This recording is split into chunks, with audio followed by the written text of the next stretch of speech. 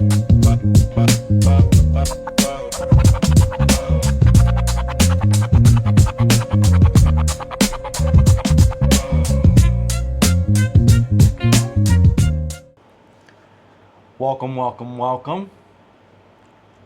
We're back with another episode today, my fam. Yes, sir. What's up, brother? How you doing, man? I'm good, man. Happy Sunday. Happy Sunday. Welcome back.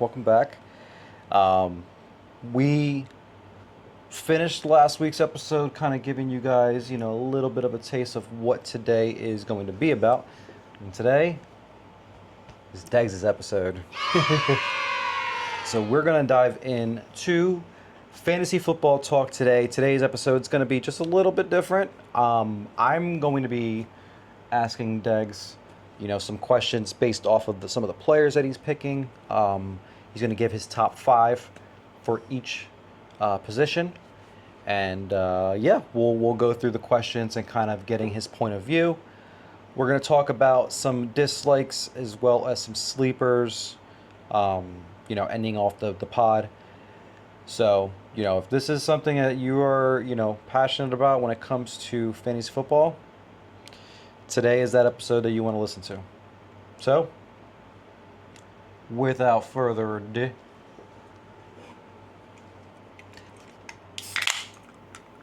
cheers, buddy.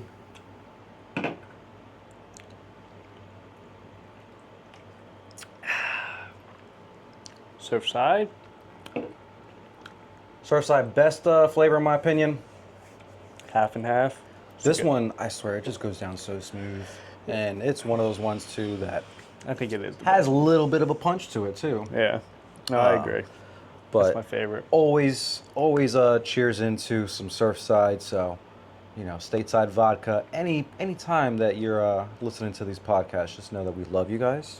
But we'd appreciate some love back, too. So, Scratch my back, I scratch yours. There we go. But yeah, so we're going to dive into, like we mentioned, some fantasy football today. And obviously at the helm of every single team is the quarterback. Mm-hmm. So we're going to dive into this episode and start off with the QB. So, Degz, give us your top 5 fantasy QBs going into this 2026-2027 fantasy football season. Yeah, definitely excited for the season to get underway. So, like you said, what's the most important position in football? Quarterback. So, what are the 5 that I like best? So, number 1 is Josh Allen, which I think is no secret to many people out there. They did go out there and get another weapon for him in DJ Moore. Healthy team. James Cook another year. He's going to do a lot with his legs like he does. Going to punch it in probably 10 plus times. Just think from a fantasy perspective, he's the number 1 quarterback you got to take off the board here. Number 2, Joe Burrow, right? So Joe Burrow, he's been injured. He hasn't cracked the top 5 in a number of years now here, but he's healthy. Line's healthy. Team's healthy. Defense is better, like we mentioned last episode. Dexter Lawrence going there and company. So I think that the team is built for success this year, and it's going to be directly correlated to how Joe Burrow plays. I like it. So, sneak peek, the rest of the team here are good fantasy options as well, because obviously Joe Burrow is going to be one of the top quarterbacks this year. So, barring health, really, I think he's going to give you a run for your money, top 3 here. Then number 3 is Lamar Jackson. So Lamar Jackson has now a new head coach after many years here in Mr. Minter. So that's going to be interesting to see how that offense goes. I would expect a little more of a passing attack here, maybe put the ball in Lamar's hands a little more. I know Derrick Henry is getting up there in age here. Still looks like a freak, had 1,500 yards last year. But from, again, a fantasy perspective, Lamar Jackson has everything that you want. Yeah. With the running ability, he can make any throw that you need in the NFL. My only concern is the weapons, right? They didn't really go out there and make any splashes, right? They paid Zay Flowers a bunch of money. A lot of money. So Zay Flowers better come to play here. That's all I got to say here. They lost Isaiah Likely, which is a little concerning. So Mark Andrews is going to have to go back to his old ways if they're going to have some success here. Yeah. Number 4, we got your boy, Jalen Hurts. So again, from a fantasy perspective, he has everything that you want here. And I expect him to use his legs a little more this year. With the departure of A.J. Brown, I think it's going to be necessary in a way to keep the defense honest. I think we're going to see him get back to punching in the tush push a little more here this season. So, you know, I would be excited if I'm an Eagles fan for the season. And for a fantasy quarterback at the spot that you can get him, I actually really like Jalen Hurts as a pickup there. You know, Mekhi Lemon, it's going to be interesting to see how he does. They're raving about Dontavian Wicks there. So from a weapons perspective, it does seem to be there. It does. No, you don't have A.J. Brown anymore, but this is Smith's time to shine, really. You know, and prove to people that he can be a one for the team and Listen, I mean, AJ helped us win a championship, but I think we all know that this is more of an addition by subtraction type of move. By having the amount of depth that you have now at that position and the other players that can step up and fill in that role.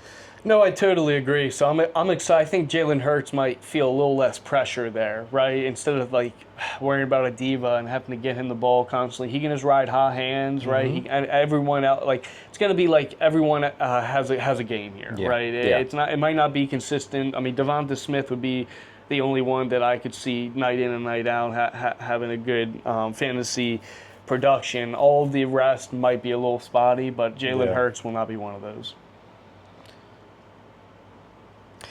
And you're rounding out the top 5 with the man himself, Drake May. Yeah. Right. So got to the Super Bowl last year, had a super successful season. He's another one that uses his legs a lot for sure to extend plays. Right. Yeah. He kind of has that Roethlisberger effect, like with that, where he just is kind of fancy in the pocket there. He now, speaking of weapons in A.J. Brown, he now has A.J. Brown here. That gives him the best receiver he's ever played with so far. They signed Romeo Doubs as well, so that's a good number 2 option. And then with the guys they already had last year, Hunter Henry, Kayshon Boutte, and whatnot. So, I mean, you would expect them to be even better, at least from an offense. Now, their schedule is going to be way harder this year. So, I don't know how the team will respond to that, if they're going to repeat and take the division and whatnot. But Drake May is going to have another good year. It's not going to be a slump after last year.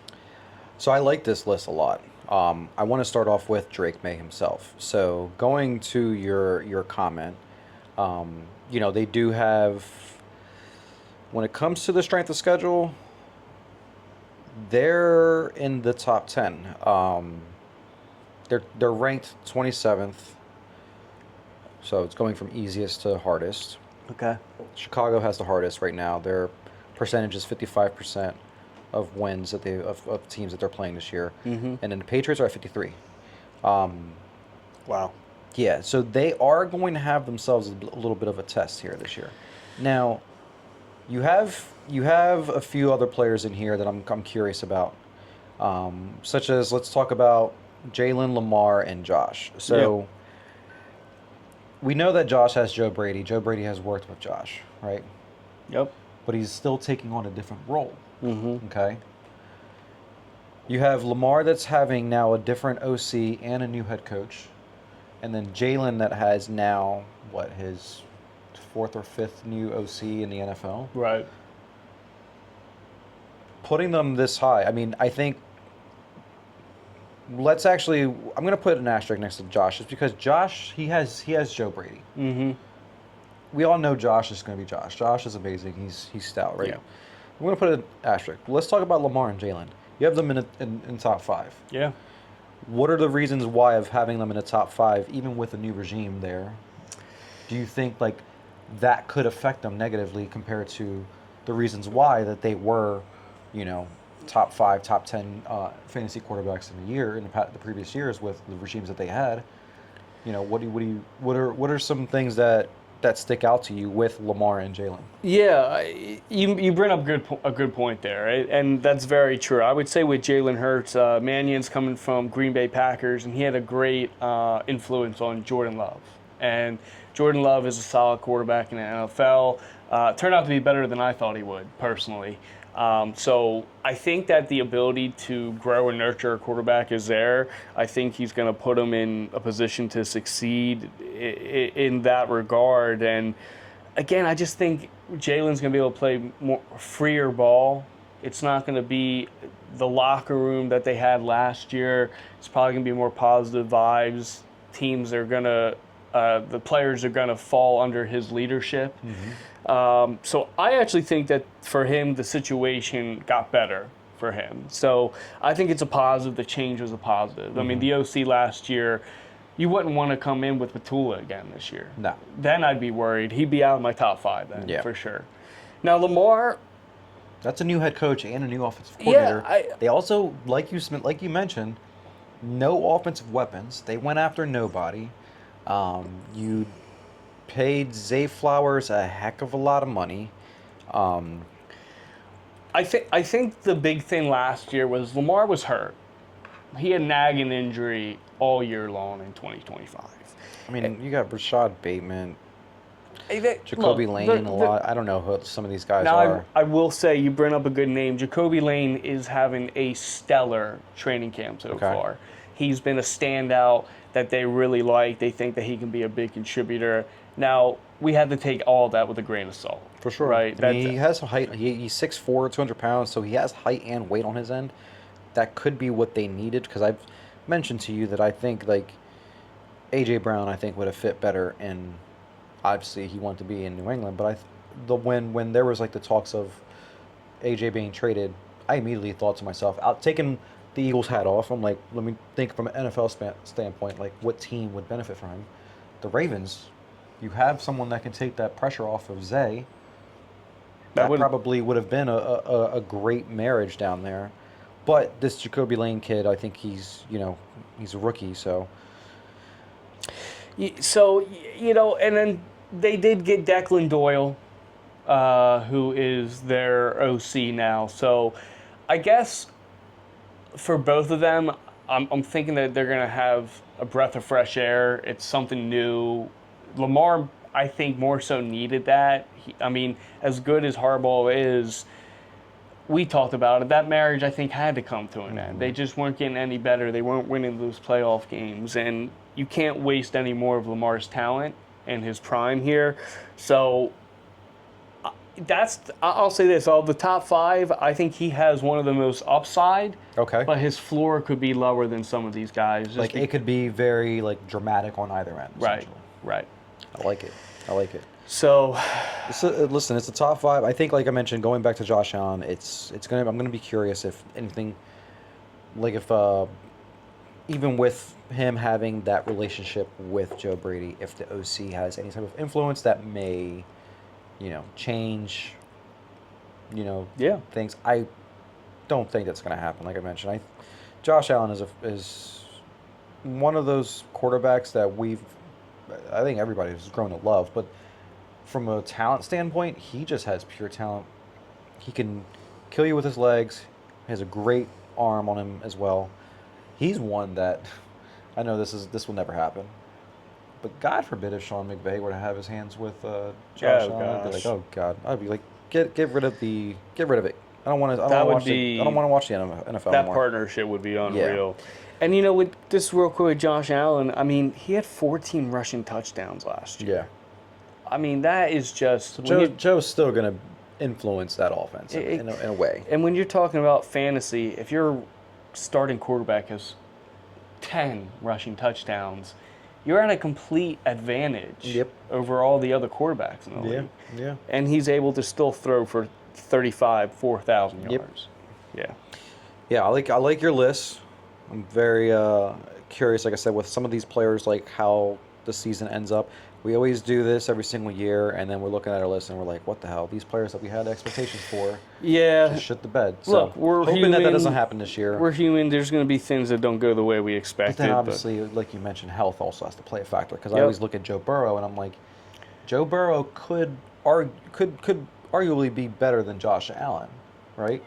Yes. But you got to be available, buddy. Right. And he hasn't been. You haven't been available. He hasn't been. Yeah. All right, let's move on to the running backs. You got a good list here. Let's hear it. Yeah, so the running back situation is interesting here. So against popular opinion, my number one is Bijan Robinson. I just like with Stefanski kind of going at the helm. He's a run first head coach. I think with Tua at the helm, they're going to need that type of situation. And Devon Achane came into his own with Tua Tagovailoa, and part of it is because all the dump balls, all the receiving aspect to it. And Bijan Robinson is just as good, or not better, of a route runner than Achane. So I think from a receiving standpoint, he is going to the moon here this year. And then he's obviously proven, last year that he can run the football as well. He had just about 1,500 yards last year. So I think he's in his prime. It's his year. Now, the number one running back hasn't repeated in some time here. So Jonathan Taylor was last year. So to me, it's got to be someone new, and that's Bijan Robinson. Okay. You got number 2 here. Who's your boy? So number 2 is Jahmyr Gibbs, which I think is very fair. The big thing is there's no more David Montgomery, right? That's the both of them on their contracts too. Yeah, I mean, I know it was a ripple effect between Bijan, Jonathan Taylor, and Gibbs. Gibbs was the last one to get paid, but now he's the highest paid running back. Let's also pause for a second. I know that all the outlets that they have to say the same exact thing, like, oh, it's the highest paid running back in NFL history. I'm like, next year is going to be another one that's going to be the highest. It just happens every single year. I'm like, can we just say they're just filthy rich? Yeah. No, it's no. It's just something that I just laugh about because I'm like, it's so true. Bijan got signed. They're like highest paid running back in NFL history. Well, the next day, Jahmyr got signed. Highest paid. Yeah, it's so true. It's so true. It is. They're just going to always break the record. So you got Jahmyr number 2. Yeah, Gibbs number 2 for that main reason. Monty's gone. He's a big part of the offense. There's a lot of opportunity to be had there as Schwarber just hits a bomb to the second deck. Oh my goodness, that was unbelievable. And he's another one with the passing game. Jared Goff is a typical quarterback that needs a running back that can catch the ball. So we're going to see an uptick in all aspects from him and this offense. My number 3 is Christian McCaffrey. I mean, he's one of those guys now, I know he's been hurt. He's burned people over the years in that regard. But from a talent and productivity standpoint, I will die on this hill, right? I'm willing to take him at these spots because of the upside that he has to offer. I mean, he's a 20-point plus scorer in fantasy week in and week out here. Again, crucial to the offense. There's a theme here, pass catching backs here. You need to be a dual threat running back in order to be a top 5, top 10 pick. And Christian McCaffrey has fit that spot for years and years and years. And even I think he's at 30 years old, I'm still willing to draft him right now. The 49ers, another one, they've lost weapons, if anything, this year. They lost Juwan Jennings. No more Ayuk is what it looks like here. I know they did sign Deebo Samuel, but McCaffrey's going to get the rock. It's just as simple as that. Next is Jonathan Taylor. So I think you just can't sleep on him, right? He had the best year out of all the running backs last year. I think he won the rushing title. He was in contention for Offensive Player of the Year, MVP, and you have to put respect on his name. He does have one of the best offensive lines in the league. He's another focal point of the offense for the Colts. Now, his receiving isn't quite as electric as, say, the other running backs that we talked about, but he does have that capability. He does have that receiving aspect to him. Now, that offense is one of the offenses that I'm mentioning here that's a little bit on the weaker side, right? They lost A.D. Mitchell last year. They just paid Pittman. They just signed Alec Pierce to a contract, so they expect big things from him. Crazy amount of money. Josh Downs' now role is going to be bigger, and then obviously Tyler Warren's going to have to be a go-to option here. Now with Daniel Jones, that could go south really, really quick if you ask me. Yep. But Jonathan Taylor, I mean, he has those blow-up games where he has, 200 yards, 2 touchdowns. He did versus the Titans, so he's my number 4 pick because of those reasons here. And then rounding it out, I got James Cook. James Cook has been lights out the last year or two, given the opportunity to be the lead back there. I think him and Josh Allen are just a 1-2 punch from a rushing aspect on that team. That's kind of their identity, although I do think they're going to pass a little more this year now, getting DJ Moore as a number 1 option here. But James Cook is not going to have any shortage of opportunity here. There's not really backs behind him that would be a threat to him. Like Ray Davis, a good backup, but not nearly as talented as, say, like a James Cook. And I would go as far as say as James Cook is probably a better talent than his brother ever was, Dalvin Cook. I think he's better running back at this point. I think at this point, too, like when you see like what the trajectory of his career could be compared to Dalvin, it's like I don't think James is getting traded, or nothing's going to I don't think anything's going to happen to him. No. So Now, the only knock with James Cook is that Josh Allen doesn't necessarily pass it to the running back as much as most quarterbacks because he has those legs, right? Because typically, I mean, let's look at all these quarterbacks that I talked about before him. Tua Tagovailoa can't run. Jared Goff can't run. Brock Purdy can't run. Daniel Jones, he can, but he got hurt last year, so Right. we got to take that with a grain of salt now. exactly. And then James Cook is the outlier. Yeah. I think when once again, it's a great list. I love the list. There are a few players where I'm just like, would there be an argument of flip-flopping? So you have Chase Brown. Chase Brown is a big fantasy running back. Yeah.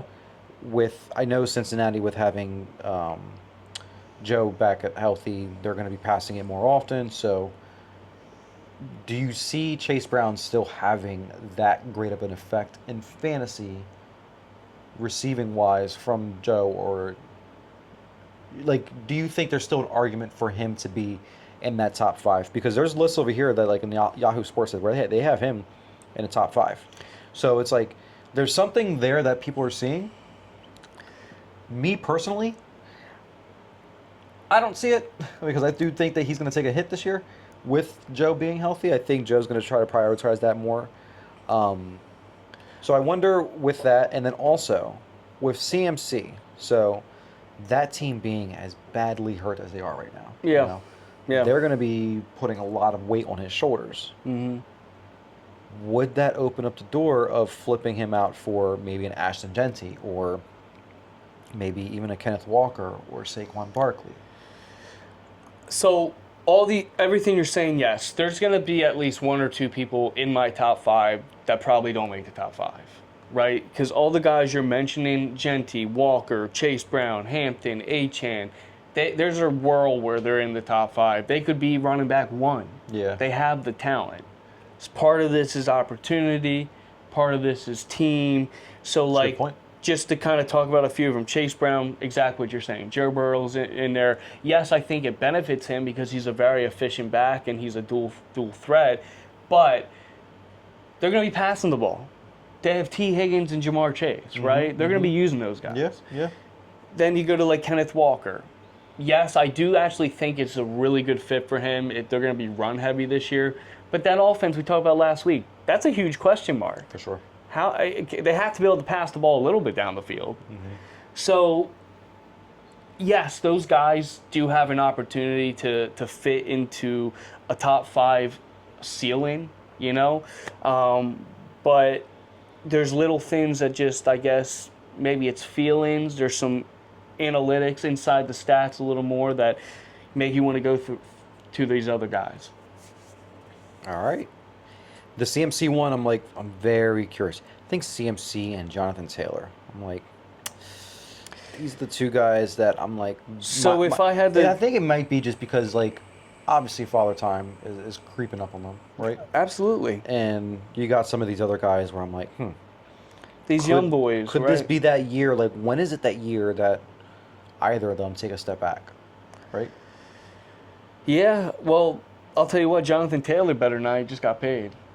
If he does, then he totally bamboozled them. But I would say more so with Christian McCaffrey, that it has to be a little bit of a... I mean, more so a concern for the 49ers than I would say from a fantasy perspective, because I think as long as he's out there, he's going to produce. Yeah. He just is. Mm-hmm.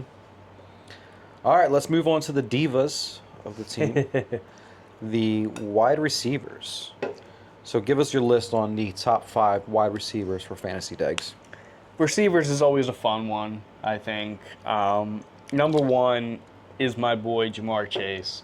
Kind of correlating with Joe Burrow, right? Joe Burrow, I think, could potentially be the MVP of the season. With that, that's going to just directly affect Jamar Chase. He's going to be a benefactor of that. So I can see him leading the league in receiving yards, top 5 in receiving touchdowns. I just think, again, health, but a healthy team means a prosperous Jamar Chase. He's a target hog. He can run every route in the book. You can double him all you want. He still beats it. He is, from a talent perspective as well, I think the best receiver in the league, hands down. Not even fantasy aside. If I'm choosing a receiver to start my team, I'm choosing Jamar Chase. Okay. Number 2, I got Puka Nacua. Not much to argue there, I think, for those two being 1 and 2. Puka proved it last year. Part of the reason that Stafford had his MVP run. He's just as reliable as they come. One of the best pass catchers in traffic, right? He makes some spectacular catches. No, he doesn't. He's not going to beat you with the speed necessarily, but he doesn't need that. He's a prolific route runner.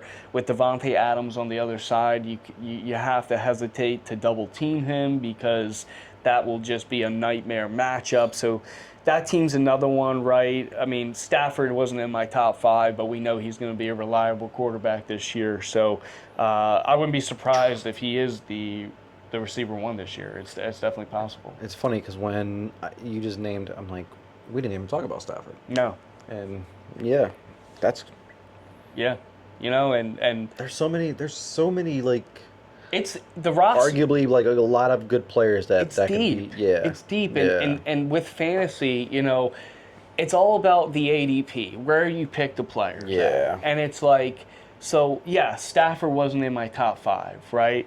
But let's say that I picked Puka Nacua in my first round. Well, you better believe that I'm eyeing up Stafford as my quarterback for that stack. You want that stack. So, okay, so then you look at who else is around him just in case. Maybe like a Kyler Murray, people like that. So it's like, all right, I'm going to pass on the quarterbacks early on because I'm going to wait to the spot that Stafford's available, right? So there's strategic plans with that as well. Yeah. And stacking is huge in fantasy football. Yes, it is. If you can get a fulfill-in stack, like something like that, Joe Burrow, Jamar Chase, could do wonders for you and win you weeks. So Puka Nacua,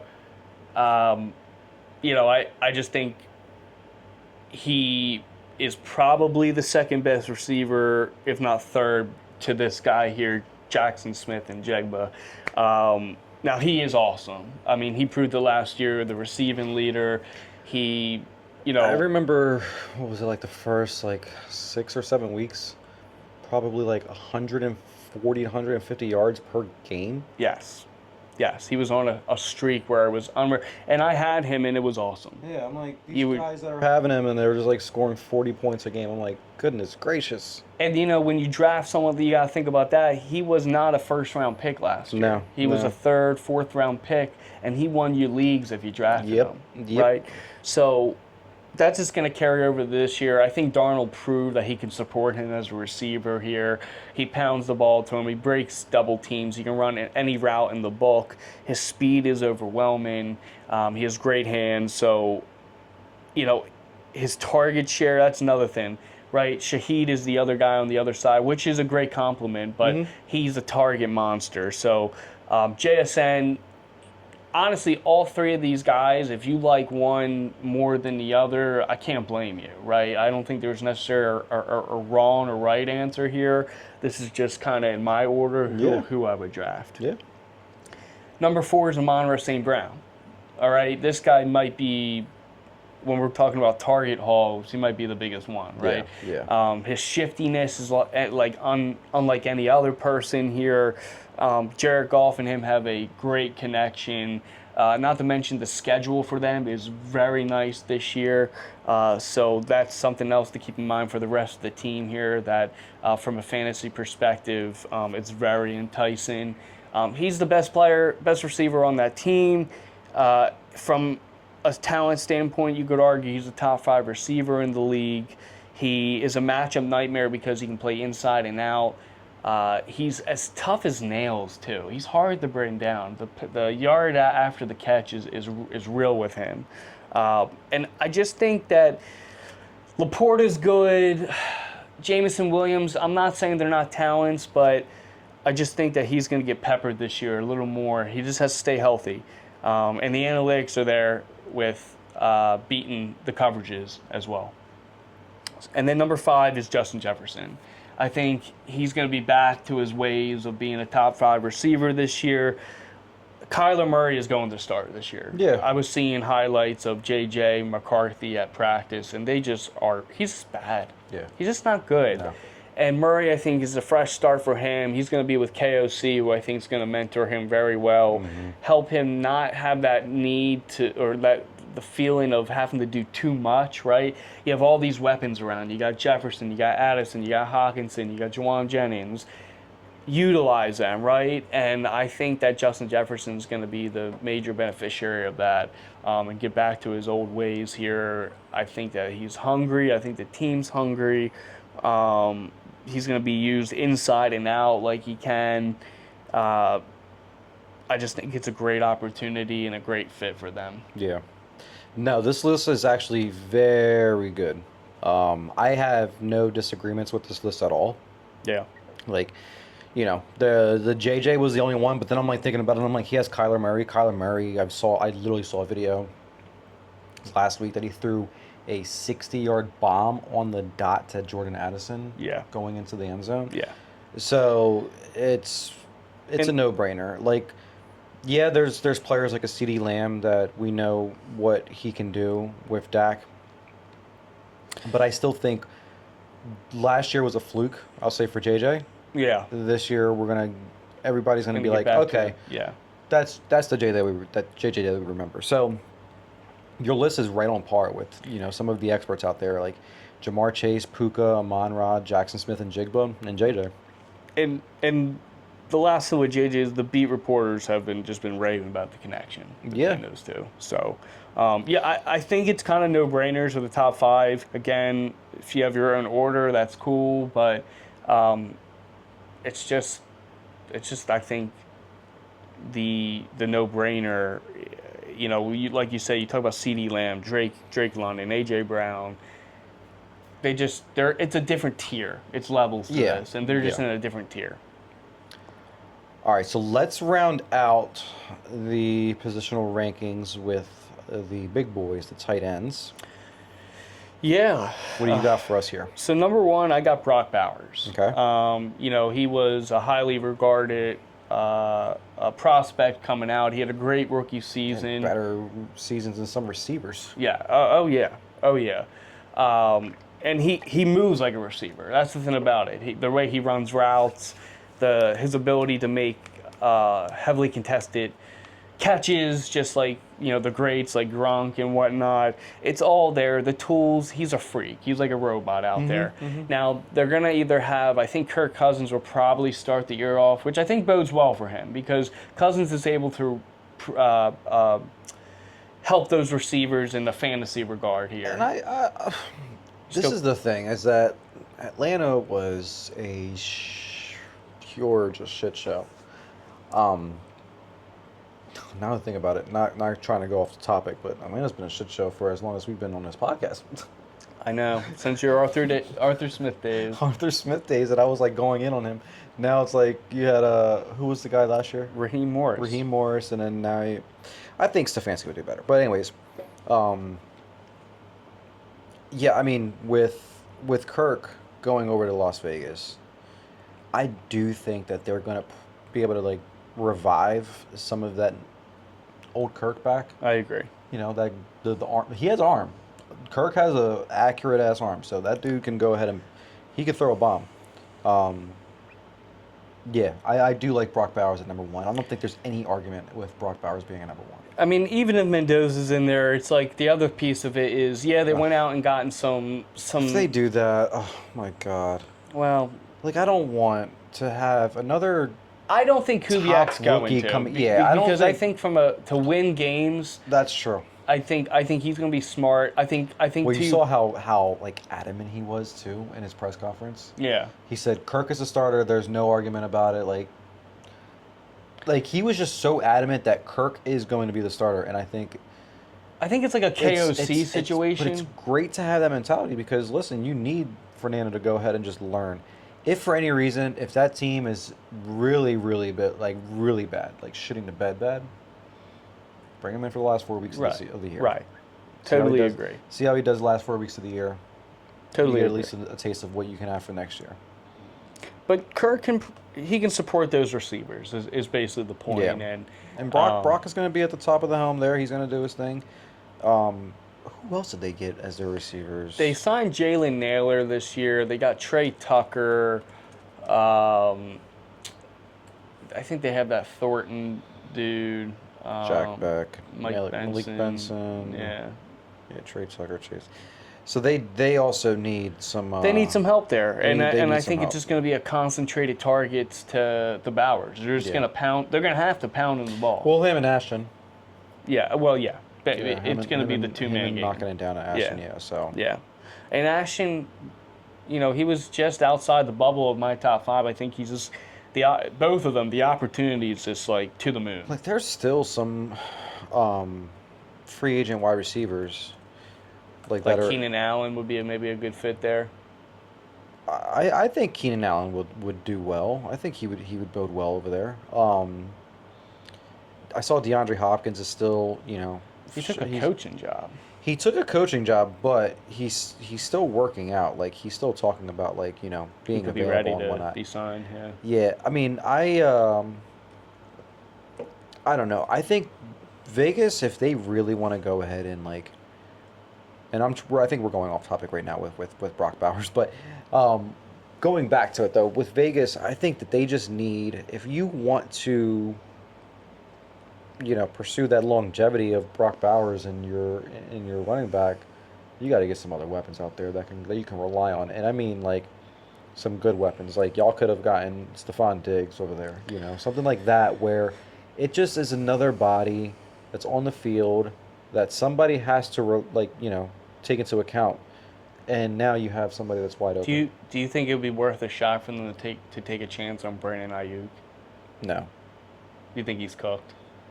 Bro, I think Brandon Ayuk is done. Brandon Ayuk is a head case. I think just him and his himself, he needs to go ahead and get himself checked. I he don't is disagree on another with level you. talking about how he bought a house in D.C. and he was having a whole press conference with Commanders fans and whatnot.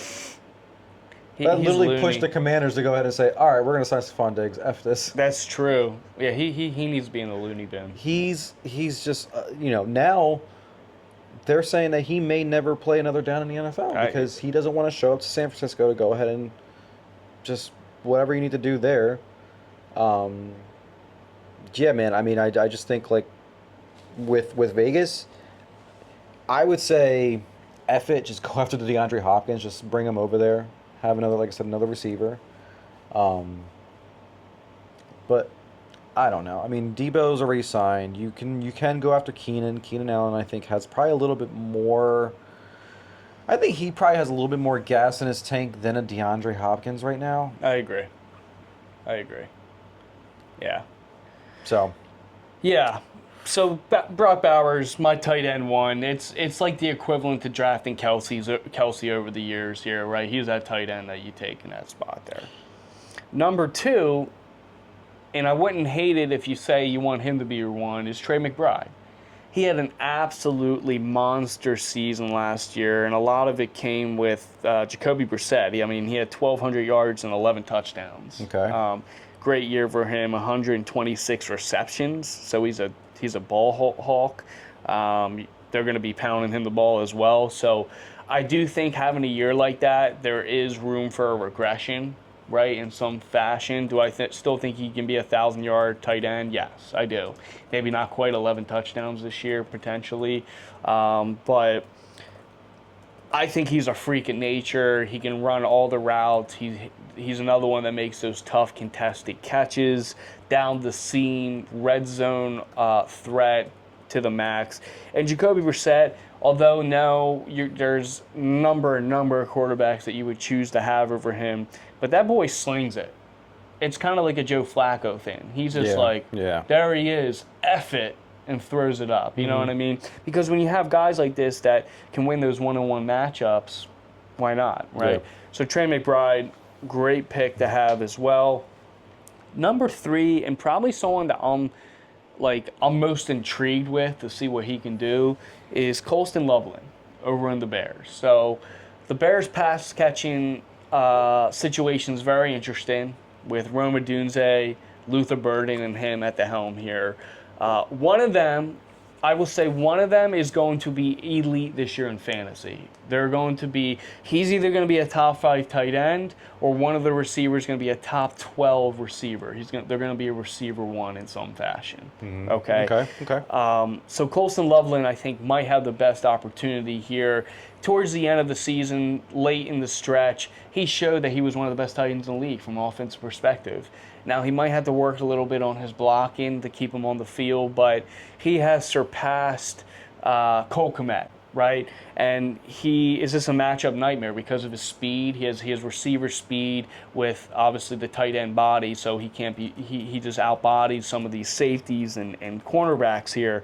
So Colston Loveland, I'm very excited for the season ahead of him, as well as Caleb Williams. I think that it's going to be exciting offense with that Bears team in passing attack, and he's going to be a direct beneficiary of that. Number 4 is Tyler Warren. And Tyler Warren, I truly think, is another one that I wouldn't be surprised if he was a tight end 1 at the end of the year. Because when you look at that offense, it's very concentrated to him, Alec Pierce, and Josh Downs. And I'm going to be honest, I think Alec Pierce is going to struggle this year. I think he's going to struggle a lot without Pittman on the other side. They gave him a lot of that money and thinking he was going to too early, I think, way too early. And Tyler Warren is making plays all over camp right now. He looks phenomenal. He's going to take another step forward. He already was a top 5 tight end in fantasy last year. Yeah. So I think it's just going to be a repeat and more. Like I said, the opportunity is just there. The target share is just there. Kind of like what we were saying about Trey McBride. I'm not saying he's going to get 126 receptions, but if he gets 90 to 100, I wouldn't be surprised. Yep. And then number 5 was very hard for me to decide on. I know this one I got questions about. I got questions. That's when the tears drop off, right? So the number 5 that I have is Kyle Pitts. And Kyle Pitts, towards the end of last year, I think showed everyone why he was a high pick in the draft a number of years ago. He finally proved that... I like he said a number of years I don't remember what year it was. No, but it was a while ago. Yeah, it was. A number of years ago here. He did get that franchise tag, I believe, this year. So 2021, so 5 years. Yep. He's got that contract to play for this year, right? He wants a long-term deal. So there's a lot of motivation going into that. Now, when you look at that pass and attack, it's London and him for the most part. Mm-hmm. I do like... was it Zachariah Branch that they drafted this year, who I think has a lot of juice for them. But Kyle Pitts is playing for a contract, and I think that the talent has been there. He's finally healthy, too. That's something they've been saying for a last year or two is he's always having nagging injuries. He's never healthy, and he looks like he's finally into form that they thought he could be, and that's what they're saying all over camp here. Okay. The beat writers are saying he looks different. He looks like he has taken that step forward, and. No, this guy was never a top 5 tight end, but I kind of view it as like David Njoku. He took him a little bit to get going there. He was a freak in nature. He can outplay a lot of those linebackers and safeties, but he just didn't put it together. I think Kyle Pitts puts it together this year, especially with Tua. Tua is not a bad fantasy quarterback to have support your receivers. Tyreek Hill and Jalen Waddle had great years for those years there. So I think Kyle Pitts is just going to be one of the beneficiaries of that, and he's my number 5, reluctantly. Okay. So really quick, the funny thing is that this draft class I'm looking at, I'm like, it's actually insane. Like, Kyle Pitts, Kyle Pitts was number 4. You had freaking Zach Wilson in this draft. Number 1 was Trevor Lawrence, but there's other players like Pat Surtain was in this, Devontae Smith, Micah Parsons, Elijah Vera Tucker, Mac Jones was in this freaking draft, which is crazy. Najee Harris, Kadarius Toney, like what were the Giants doing, trading up to get Kadarius Toney? That's insane. Caleb Farley, what a disaster. So yeah, there's a lot of like disaster names in here in this first round. All right, my question's for you. Yeah. First things first. No Sam Laporta. Yeah, Sam Laporta's outside my top 5.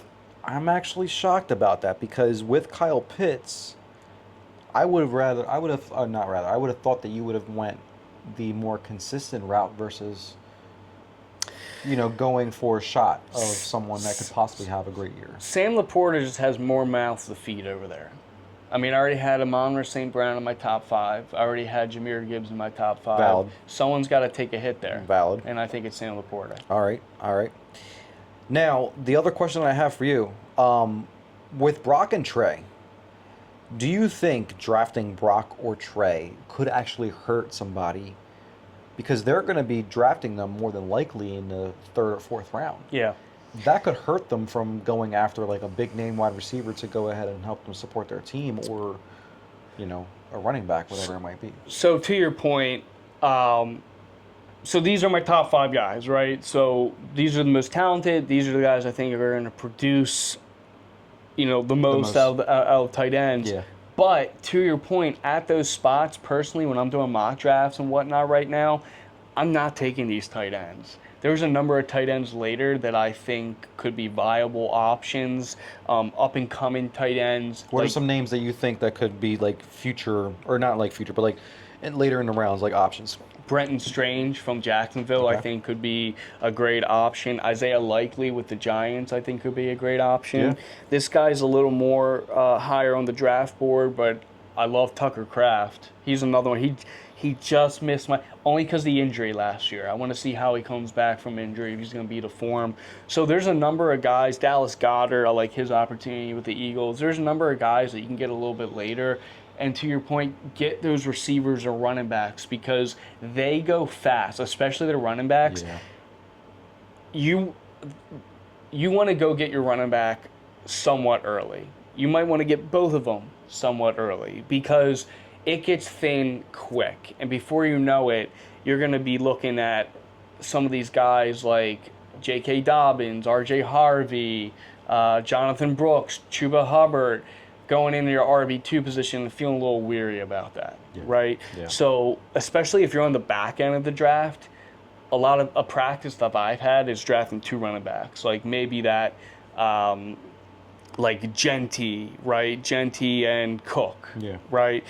Chase Brown and Walker, something like that on the back end here. So, so those tight ends, although I think they're great, it almost would have to be a bargain buy for me, right? Yeah. Maybe slip a little bit further than where they're supposed to go. Okay, I like it.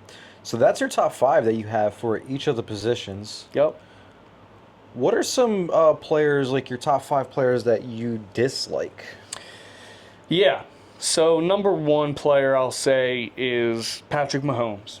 I don't think he's going to be the Patrick Mahomes that we've been accustomed to. Last year, even when healthy, he he didn't have the best year here. And part of it is the question marks with the offense here. Yes, I love Rashee Rice. I think he's a great receiver, but who else? Travis Kelce's aging. Xavier Worthy hasn't necessarily lived up the hype. They have been talking about Cyrus Allen here in training camp, a rookie that looks fantastic. But again, it's just a lot of questions, right? They're still kind of figuring out post Tyreek Hill era in a way. And then with the health of Mahomes here, is he going to look the same? Is he going to be able to scramble out of the pocket and make the magic happen like he does? I'm staying away from him. Okay. I do not want Patrick Mahomes personally. That's just me.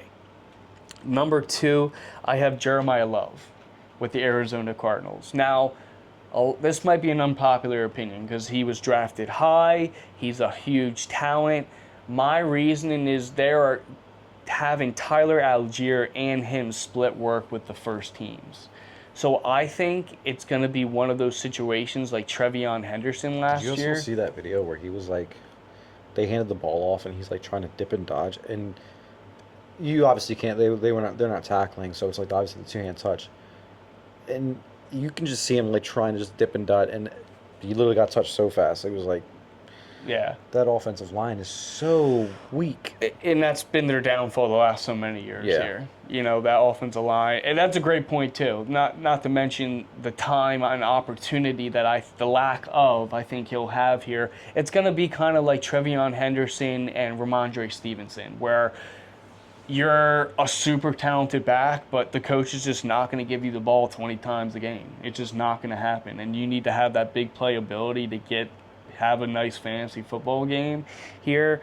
So Jeremiah Love, I think, just going to fall into that situation here. Maybe on the back end of the year, he starts turning it on and takes over that backfield. But for where you have to pick him, I just don't love it. It's too big of a risk. Sticking with some running backs here, my boy, I'm just going to say I don't want you to draft him, is Tony Pollard here. Tony Pollard's an aging running back. He lost a little bit of his juice from last year. It was very obvious. He was a 1,000-yard rusher, believe it or not, last year. But I like Tajay Spears. He looks really good in training camp this year, along with Nick Singleton. I think those guys could kind of take the helm later in the season here. So again, at the investment and where you have to take him, I just don't love it. I like Nick Singleton, you know that. Then I'll go with a receiver here, kind of a guy that we talked about. No, you know what? I'll go with a different one. I'll go with Nico Collins. He's another one at his draft position I think is way too rich. C.J. Stroud is just not a great quarterback, in my opinion, especially from a fantasy perspective. He's the type of quarterback that you can win in a system and what he's done, right, with a stout defense. They're definitely going to rely on the running game with David Montgomery this year, and he's going to be responsible for play action. And, you know, he might have 20 to 25 attempts every game, which isn't a lot, right? And the ball's got to be spread around with Jaden Higgins, Jalen Noel, Tank Dell's going to be back. So there's a lot of mouths to feed over there. Now, from a talent perspective, I love Nico Collins. I think he's an absolute monster. He reminds me of the 2000s receivers that we grew up with. Big body, jump ball ability. So from a talent, I love him. But just situationally, I don't love it. And then lastly, from a tight end, I'm going to go with Harold Fannin in Cleveland, which is an unpopular opinion. He was a rookie tight end last year. He had a lot of success, even with subpar quarterback play. But I do think that's going to be the downfall this year, right? And they brought in more weapons. They brought in Denzel Boston, rookie, KC Concepcion. Casey's been standing out too a lot this camp. Both of them have. They both look like phenomenal picks, which it's going to take the target shares away from him, right? So I don't think he's going to produce this nearly as much. Again, another great talent. I'm not denying that. The other thing is the quarterback position. I mean, whether it's Deshaun Watson or Shadur Sanders, I just don't love that going into the year here. And especially from a team that everybody should stay away from. Exactly. From a fantasy perspective, the only guy that I really will draft in the earlier rounds is Judkins. That's about it. The running back. Yep. Other than that, I think you want to stay away from these cats. Just don't just save yourself the disappointment. Yeah. I'm just telling you. No, that's good. So I think there's going to be a decline there for Fannin. No, that's good. And even going back to like Nico Collins, coming back off of that injury, he's going to definitely take a hit this year. I think, Jaden Higgins is going to definitely take a step up. They've been raving about him in camp. Yeah, well, he also ended the season off pretty damn well. Oh, and yeah. then, like they were able to see like what he's able to do. And going back to even Patrick Mahomes on this list as well. Another one that's coming back from an injury. Like, who knows what we're going to really get out of him.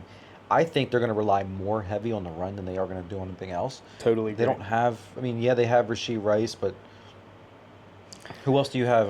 You're not They relying... got Xavier Worthy, obviously Kelsey. I think Kenneth Walker is the guy on the offense. I'm sorry to say this, but I look at Xavier Worthy the same way I look at Kadarius Toney. Kadarius Toney and Xavier Worthy... I look at Xavier Worthy as a poor man's Jameson Williams, where it's like you might get a big game out of him here and there, but he's just not consistent. Yeah, it's just not consistent enough to go ahead and rely on him as being your second option.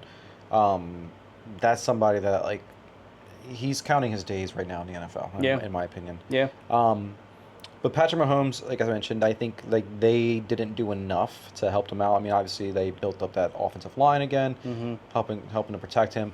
But I think outside of that, gave him no weapons besides the K-Dub signing, which I think is good. I think that was actually very good for them. I just think they're not going to run him to the ground. Yeah. We all know what Andy Reid loves to do. So, no, your list of dislikes I think are good. Now, going into your sleepers, what do you have for us? Yeah. So we'll get into a few of these. So, number one, I'm going to go with Tyler Shock with the Saints.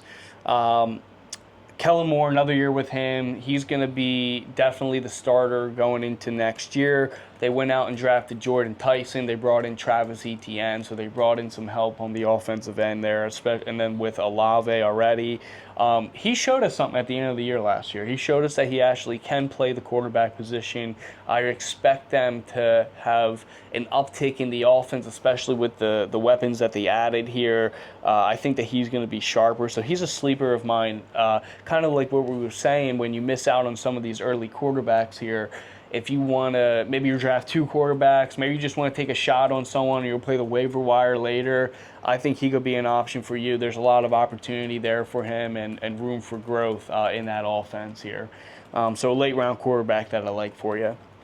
Then from a running back perspective, I like Blake Corum a lot. I'm hearing that he is taking more and more work away from Kyren Williams. I think it's going to be more of a timeshare this year. He showed it last year. He's a shifty back. Yes. And with that offense, because you have to stay so guarded on the passing game, those running backs typically eat, right? They get 4 or 5 yards of carry. It just sets up the offense. So Blake Corum, I think, is going to see a lot of work this year. And I do like Kyren Williams, but it's the type of thing where at cost, I like taking Blake Corum more. I agree. Yep. I agree.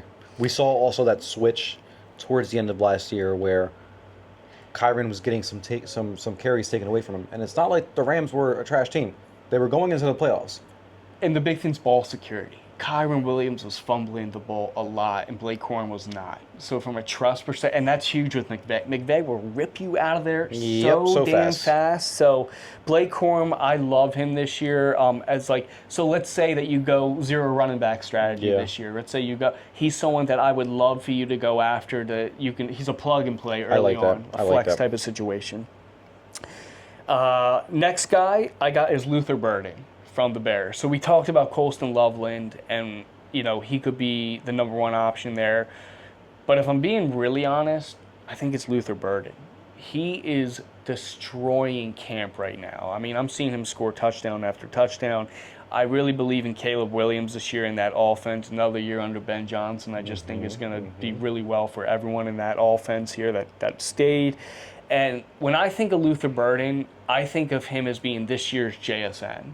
The guy that you're going to draft in the middle of the rounds here that could have the potential to be a top 5 receiver this year. Coming out of college, he had a really great profile. They had DJ Moore last year, so it was a little bit crowded. They got rid of him for this purpose right now, so he could thrive. And I think they're different receivers. Roma Dunze is a really good receiver as well, but I think he just fits what Caleb Williams does. He's a more better. of like a shifty. I mean, he's. Think of He Rashee does, Rice. he does got some weight to him. I mean, he's 6'2", 210, so that is a little bit of weight. Not too much, obviously, but he's got some little bit of weight to him that he can go ahead and run, cross routes. But he does seem like he's probably more of like that shiftier running back where Rome is going to be that big guy that they're going to rely on him majority of the time. Exactly. Yeah. Exactly. So those like short crosser routes, think of that. That's going to be Burden, yards after the catch. Yep. So I love him this year. He's someone that I really am targeting in drafts, especially if I take a running back early and I want someone with receiver one upside, it's Luther Burden. And then one more, sticking with the receiver position, is Jalen Coker over on the Panthers here. He's another one at the end of last year. He was almost outplaying Ted McMillan, getting more targets than him towards the end of last year. He has a great connection with Bryce Young. And in camp right now, he's looking phenomenal. I saw him had a one-handed catch recently, a week or so ago, that this was phenomenal. So I think he's someone he's a blue-collar guy, put in the work, earned his spot as the number 2 receiver. He's now beaten out Xavier Legette, who was the higher receiver taken there. I think that says a lot with the trust that Canales has for him. It's kind of like the equivalent. I look at him as someone that's not being as much talked about as like Parker Washington. Right. Because he's getting all the praise right now. Yeah. I don't know if you've seen that. Justifiably so. I mean, I've been, I'm a diehard Penn State fan, so any guy that comes out of there, I've been seeing it for years, and I've been like waiting for the league to get on board with like what this man can do. So no, you're right. Which Washington would be on my, but he's not really a sleeper anymore. You know he's everybody. good. Yeah, everybody knows what he can do now. Yeah. So Jalen Coker's my last one. The opportunity is there. The target opportunity is there, and I just think he's a underrated receiver here. I love the Blake Corum pick. Blake Corum is one, like we mentioned, going into the end of last year, he was taking a lot of carries away from Kyron. We started to see what he could do. There was, I think, a game that he had over 100 yards towards the end of the season. So he's one that I am very excited to see going into this year. I will be keeping an eye on him for fantasy as well. Yeah. Because I think that, like you mentioned, having him as a flex or even a backup could bode so well for you if you have some, if you start stashing some of those players. And maybe what we'll do is mid-season, maybe we'll come back to some of these sleepers and whatnot and just see where they're at. Yeah. I like it, dude. I like it. Yeah. Listen, this was I love this episode. We love to put out, the fantasy stuff for you guys, all the fantasy nuggets. Like we mentioned, Degz is our fantasy guy. He is the guy that I reach out to when it comes on Sundays when I'm like in a hard spot and I'm like, well, what do I do here? He's like, I would go here. And 9 times out of 10, it goes well for me. So highly suggest listening to this episode. Tune in to what we have coming up next, because we are going to dive into our early reactions to some of these preseason games this week. We have our first week of football. Obviously, we had Hall of Fame game, but this is our first full week of some preseason football. We get to see some players out there, hopefully some starters as well this week. But we're gonna be back again at it next week with another episode. So stay tuned for that. It's exciting. We're back. We're so back. It feels good. And it feels good, man. It's that time of year when you're gonna subject yourself to preseason football because you're just so excited that football's back. Itching to just hear the whistle of the all hands clap. Clap, hard counts, all those things. Like, it's just gonna be flash of the pads. The one thing I'm looking forward to is my wife is a big football fan now too, right? She loves football Sundays. Used to be a former Eagles cheerleader, but now she's a big fan of just like the vibe of football Sundays. And she knows I wake up, I'm going to take a little trip right over the PA line, place a bet. I'm going to come back with some coffee and some breakfast. she'll get the the pregame started already on ESPN, and the good old chili. The Yeah, good old chili Sundays, man. Chili Sundays. Yeah, a little man. cornbread. Cornbread. Yeah. Make some banging chili. Shout out to you, my love. I don't want summer to end, but I also want fall to come. Yeah. Does that make sense? We're also just like dying over here with like 93% Yeah, it's been humidity, hot. and it's literally feeling like it's like 100 plus degrees outside. So Yeah. we're ready for it. But nonetheless, we appreciate all you guys tuning into this episode.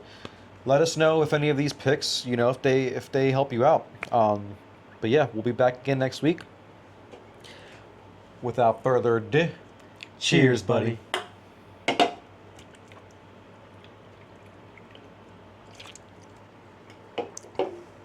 And scene.